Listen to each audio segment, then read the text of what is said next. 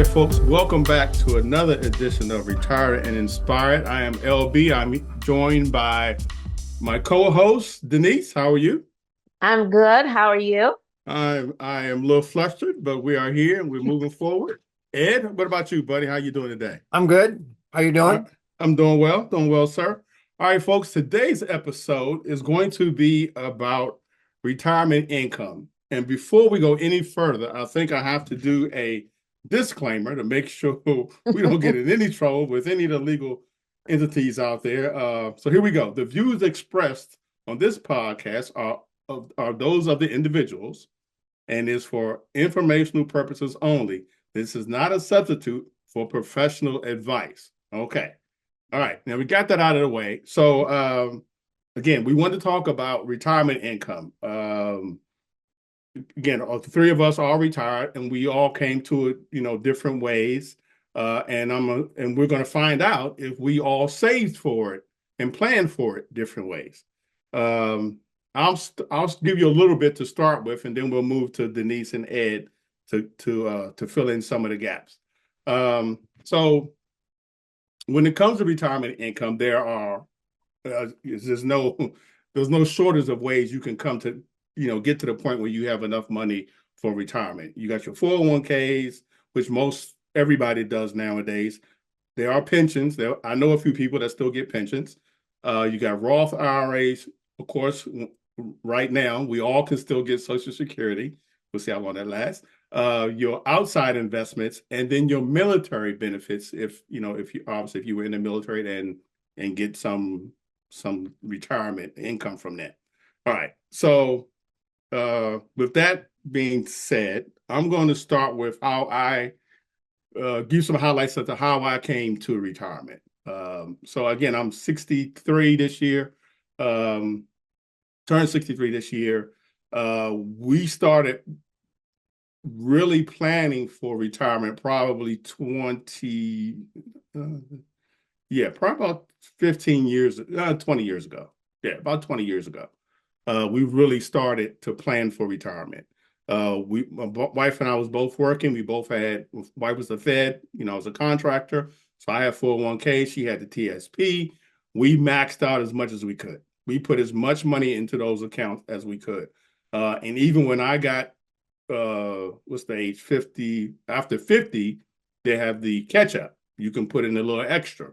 So I did that. And then when I got to 60, you could put in a little bit, I think it's 60, you could put in a little bit more on top of what you could have between 50 and 59. So if you haven't done that, that's a great way to grow your 401ks. So we both had that. We both obviously were planning to take Social Security when the time was right. And we also invested in real estate. We accumulated a small portfolio of rental properties, which turned out to be the smartest move we ever did, because it's really floating my retirement right now.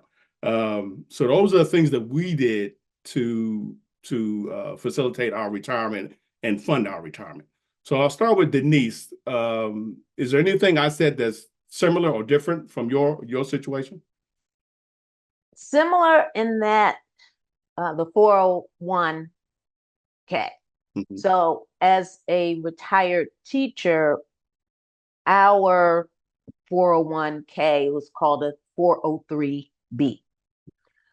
So, that was the first thing that I did in terms of prepping for retirement. I was able to contribute as much as I could on a teacher's salary. I did what I could. We did not have a match program like some Okay. Yeah. corporations will Mhm. match what you put in, but the school system did contribute a small amount. And so I, you know, put in X number of dollars every payday. And whenever I got a raise, which was in some cases uh, years, I mean, years Wow. went by Without. without getting an increase. Okay. So whenever I did, I just put that money into my Mhm. 403B. And I also started, I was always saving, but Mhm. at about the 5 year mark, when I said, okay, in 5 years, this is all going to be over, I increased my savings as much as I could. And I paid off debt. Mhm. And I knew when I wanted to retire. I mean, down to the day. And so I did the math and said I need to put aside X amount in order for me to have X amount on the day that I say goodbye. Mhm. And then of course I have a pension, and then I'm going to withdraw my Social Security. Hopefully it's still there in a couple of years, and that's going to fill in the gap. So when I did retire, I had accumulated sick leave. So I did the math there. I knew how much I needed to, in terms of leave, I already knew I want to walk out of the door with X. So that meant I couldn't take as many days off because of the math that, goes along with paying you for your sick leave. So I Mhm. was paid a nice little sum of money from my accumulated Your sick sick leave, leave. of which I rolled over. And so that's my prep Okay. in a nutshell. So, Before we get to Ed, one thing you said uh, that I think is very important is that you paid off your debt. Uh, yes. a lot of people, well, I should say that. We did the same. Mhm. I was always the one who accumulated the debt. Okay. And I That's really fair. Yeah. so but my wife worked with me. I'm a lot better at that now. Okay. But that was a very good point of paying off your debt before you retire, because that's one less thing you got to worry about. I have a Right. friend that what he did probably 3 years before he retired, he bought a new vehicle and bought it so that when he retired, it was paid off. So he went into Exactly. retirement with no debt on his vehicle, but he's got a fresh, quote unquote, fresh vehicle. It's only 3 years old when he walked away. Ed, what's your story, buddy? Okay, so my story is this whole retirement thing was mostly overseen by my wife. I'm not a numbers guy, so she does all the bills. She's the accountant. Right, right. She had it down. Okay. Um, we had worked for a company, GTE, Hmm. okay, that became Alcatel, but we both had over 25 years in with that. Pam had a 401k and GTE also did a match on that. Now, the thing that GTE did that I don't think anybody does anymore, and I don't know how many did back then, they were putting money aside for every employee Oh, out okay. of their profits. Right. Like a employee stock option plan. I think that might be Well, called something like that. you didn't sign any paperwork. You didn't do Right. anything. Yeah, So yeah. as GTE, we went along, and then GTE, the division we were in that Alcatel bought, Alcatel basically honored what GTE was doing. Okay. So by the time the Alcatel entities here in the States, at least the one I worked for and the one that Pam was working for, went away, we had to wait 1 year. Okay. After 1 year, you sent a letter to them requesting all your money. They had to take that money and so you wouldn't get taxed and you Right. You got had to to roll it over into and something roll it else. over. Yes. So we ended up putting it in to Raymond James accounts. Now, here's the thing. That amount of money that we both got, that amount was unknown to us until we basically left Alcatel. Oh, wow. Okay. So my wife at the time Alcatel went away and her job went away, she didn't work anymore after that. And that was probably 10, 12 years ago. I continued to work because I was, a Navy contractor. I was taking out 401ks. They weren't big, but we were taking them out. I didn't take Social Security. Well, my wife took it at 67 Hmm. and I was 70. Hmm. Okay. You waited till the full 70 to Yeah. take yours. Yeah. Yeah. I mean, my wife finally said, you can do it now. Hmm. She You approved tell it. me, She I'll do approved it. you when to sign up. So Okay. yeah, I made the call. So that's kind of like where we're at. Well, thank you for the ad. To the Let me tell you this, folks. I mean, the reason we got to this topic, the reason this came up, our producer sent us a an article. I think it was through MSN and via the Motley Fool, and it was talking about the average amount of money that a 70-year-old has saved for their 401k.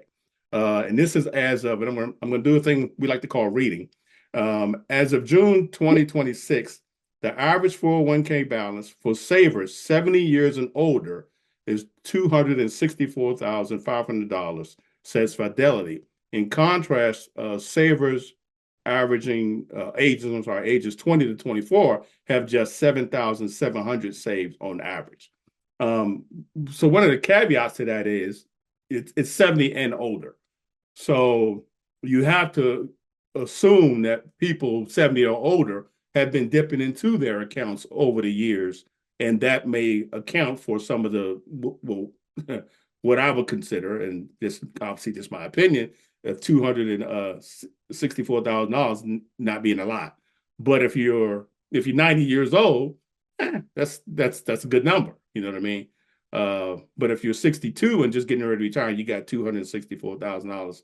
You might need to stay at work for a little while longer. Well, depending on what your lifestyle is, I guess. Yeah, that's probably more like it there. Yeah. Yeah, yeah. Um, One of the other things too about in this topic, ways to generate income or to have money to fund your retirement. If you are of age and you're retired and you're in a you have the house that you raise your kids in and your family and all that kind of stuff, and now it's time to downsize. You can downsize. That's another option. Some people plan for this, where they downsize, take the profit out of that property, and use that money as part of their retirement. You say you sell your house for, I don't know, $750,000. You buy a house for $300,000. You keep the $400,000 and use that towards your retirement, funding your retirement. Um, like I said earlier, there's a million ways that you can cut this. Uh, but I think the key to all of this is planning. I think we all had a plan, Right. on how we were going to fund our retirement.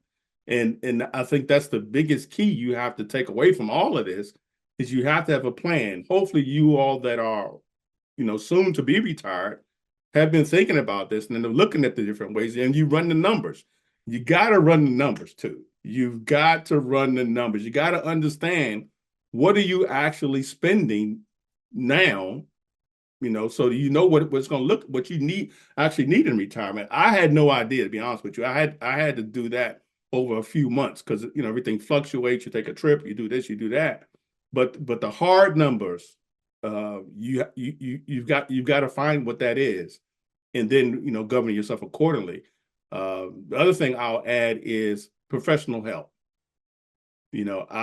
I have my money was in or is in a TIAA account. When I worked at MITRE, we had two options: Fidelity and TIAA. I initially had Fidelity for, I don't know, probably of my 13 years at MITRE, I probably had them for 6 years. Um, and then when something was going on and I wanted to make some changes or had some questions, and I made a phone call to Fidelity, and I really didn't like the service that I got. To be honest with you, I felt like you know I wasn't getting the service that I thought I needed or deserved, and that was the impetus for me to change to TIAA. And actually, I'm glad I did. I've been talking to the same guy now for probably 10 years. That works at TIA. He's been a great asset and really helped me to figure out those numbers and what I needed, and when to take it out, all that kind of stuff. Um, do you all have an account with set any of these other big brokerage firms? Other than like my 403B with with Equitable. Okay. I have a very, very good fiduciary. I mean, we've been together, I'll say 10 years at least, because I can't even remember. Mm-hmm. And I really like this gentleman because he is on top of everything. He sets up meetings with me. We meet yearly, that's a yearly thing. Mm-hmm. But if anything changes or if I have questions, I can always go to him. I can send him an email and he'll set up a Zoom call and we are discussing things. Right. And so I really feel like he has my best interest at heart. He's not trying to get me to do something that I'm not comfortable with. He knows that I'm not a big risk taker. I'm somewhere in the middle. Mm-hmm.